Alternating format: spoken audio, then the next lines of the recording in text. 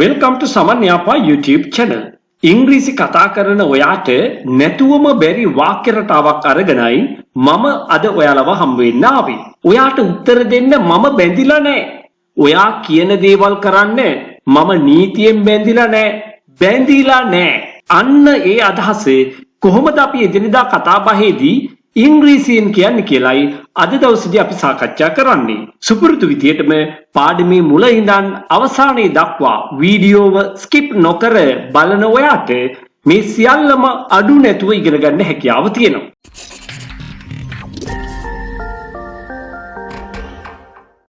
අපි මුලින්ම බලමු බැඳිලා නැහැ. එහෙම නැත්නම් බැඳිලා කියන අර්ථය ගෙන දෙන වචනේ මොකක්ද කියලා. අපි එතනදී පාවිච්චි කරන්නේ bound කියන වචනය. bound.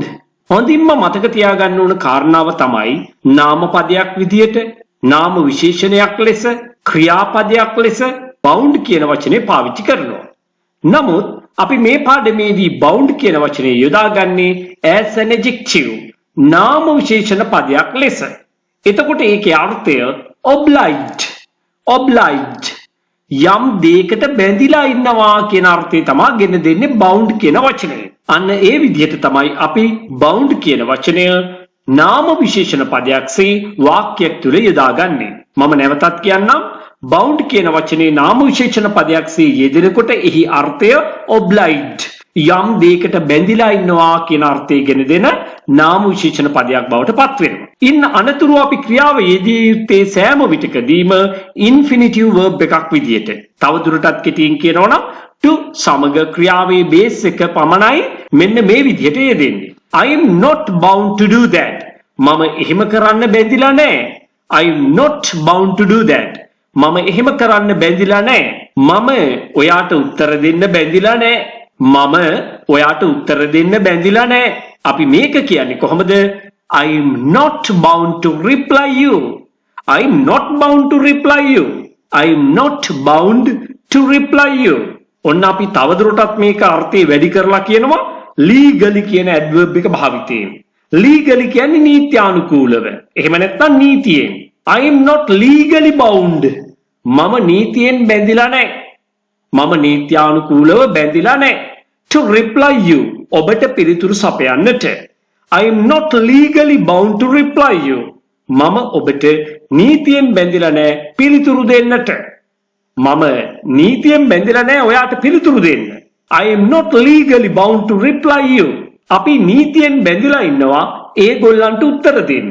අපි නීතියෙන් බැඳිලා ඉන්නවා ඒගොල්ලන්ට පිළිතුරු දෙන්න. මේ අදහස අපි ඉංග්‍රීසියෙන් කියන්න ඕනේ කොහොමද එතකොට? We are legally bound to reply them. We are legally bound to reply them. ඔයා නීතියෙන් බැඳිලා ඉන්නවා ඔයාගේ දරුවෝ රැක බලා ගන්නට. You are legally bound to look after your children. You are legally bound to look after your children. දේශපාලකයෝ නීතියෙන් බැඳිලා ඉන්නවා මහජනයාට පිළිතුරු දෙන්න. Politicians are legally bound to reply the public. Politicians are legally bound to reply the public. Politicians are legally bound to reply the public. The public මහජනයා, මහජනතාව. ඒගොල්ලෝ අපිට උදව් කරන්න බැඳිලා නැහැ. මේ අදහස අපි ඉංග්‍රීසියෙන් කියන්නේ මෙන්න මේ විදිහට. They are not bound to help us. They are not bound to help us. ඇය ඇගේ සේවා යෝජකයාට බැඳිලා ඉන්නවා පිළිතුරු දෙන්න. ඇය ඇගේ සේවා යෝජකයාට බැඳිලා ඉන්නවා පිළිතුරු සපයන්නට. She is bound to reply her employer. She is bound to reply her employer. අපි තවදුරටත් මෙන්න මේ විදිහට කියනවා වර්තමාන තත්ත්වයක් ගැන. Willingly or unwillingly. කැමැත්තෙන් හෝ අකමැත්තෙන්. Willingly or unwillingly we are bound to pay our monthly electricity bills. Willingly or unwillingly we are bound to pay. අපි බැඳිලා ඉන්නවා ගෙවන්නට. Our monthly electricity bills. අපේ මාසික විදුලි බිල්. කැමැත්තෙන් හෝ අකමැත්තෙන් අපේ මාසික විදුලි බිල් ගෙවන්නට අපි බැඳිලා ඉන්නවා. Willingly or unwillingly we are bound to pay our monthly electricity bills. Willingly or unwillingly every government is bound to hold elections. කැමැත්තෙන් හෝ අකමැත්තෙන් සෑම රජයක්ම බැඳිලා ඉන්නවා මැතිවරණ පවත්වන්නට. Willingly or unwillingly, every government is bound to hold elections. Every single one of us, ලස්සන phrase එකක් කටපාඩම් කරගන්න. Every single one of us, අපි සෑම කෙනෙක්ම is bound බැඳිලා ඉන්නවා to elect, ඡන්දයෙන් තෝරාපත් කරගන්නට. elect, ඡන්දයකින් තෝරාපත් කරගන්නවට කියනවා අපි elect කියලා. එහෙනම් අපි සෑම කෙනෙක්ම බැඳිලා ඉන්නවා ඡන්දයෙන් තෝරාපත් කරගන්නට. only, පමණක්. කොයි වගේ අයද? good people, only good people. හොඳ අය පමණක් ඡන්දයකින් තෝරාපත් කරගන්නට අපි සෑම කෙනෙක්ම බැඳිලා ඉන්නවා as our representatives. ඒ කියන්නේ කවුද? as our representatives, අපේ නියෝජිතයන් ලෙස. එතකොට මේ සම්පූර්ණ වාක්‍යයේ තේරුම තමයි අපේ නියෝජිතයන් ලෙස හොඳ මිනිසුන් පමණක් ඡන්දයකින් තෝරාපත් කරගන්නට අපි සෑම කෙනෙක්ම බැඳිලා ඉන්නවා. Every single one of us is bound to elect only good people as our representatives.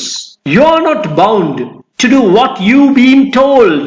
ඔන්න මම passive voice වාක්‍යයක් එකතු කරලා තියෙනවා මේ වාක්‍ය නිර්මාණයේදී. You are not bound. ඔයා බැඳිලා නැහැ. To do, කරන්නට. What you been told. What you have been told. You have been told කියන්නේ ඔබට කියලා තියෙන දේ what මොනවද? ඔබට කියලා තියෙන දේ මොකක්ද? අන්න ඒ දේ කරන්නට ඔයා බැඳිලා නැහැ. ඔයාට කියලා තියෙන දේ කරන්නට ඔයා බැඳිලා නැහැ. You are not bound to do what you been told. මෙන්න මෙහෙම ඔයා දැනට දන්න ව්‍යාකරණ යොදා ගනිමින් වාක්‍ය නිර්මාණය කරගන්න පුළුවන් විවිධ වූ ආකාරයට මෙන්න මේ රටාව ඇසුරු කරගෙන. එහෙමනම් එසේ කරන්න බැරි අය ඊටාම කෙටියෙන් මේක මතක තියාගන්න ඕනි කොහොමද? මෙන්න මේ විදියට. I am not bound, I am not bound to do it. මම ඒක කරන්න බැඳිලා නැහැ.